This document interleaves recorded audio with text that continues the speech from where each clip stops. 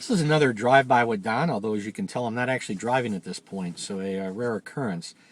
Reason for this drive-by is I was just talking to somebody looking at starting a business, and I think anytime you start a business, it's incredibly scary. It feels like there's a lot of unknown, but the reality is most people have had some success in their life, and a lot of what brought them success in the past is the same thing that will help them be successful with a business. I also had a conversation yesterday with somebody that's looking at leaving a company. They're in sales, and the company they work with has been around for 80 years.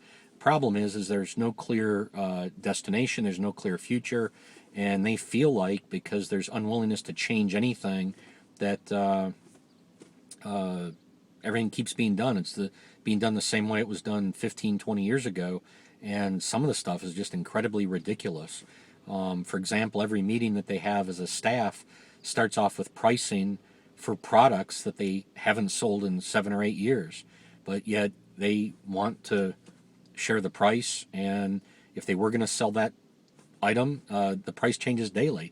So it's ridiculous when you're doing a weekly staff meeting to be giving out the information for a whole bunch of reasons.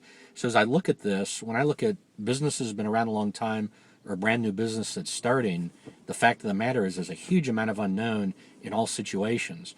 The reality is you've got to figure out what you're best at, what other talents you need in the game, and you've got to figure out how to change. Jack Welch had a saying, if there's more change going on in the outside world than on the inside, you've got a problem. And I think that's very true individually and as a business. If there's more change going on out there than in here individually or as a business, the end is in sight. So you may still survive another 5 or 10 years, but eventually a day is going to come when you're irrelevant.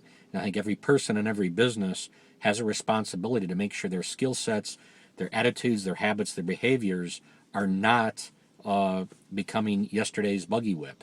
So keep that in mind. It's a concept, but teach it to your team, and it's a philosophy and it's a way of living I think so important to driving high-level results and high performance.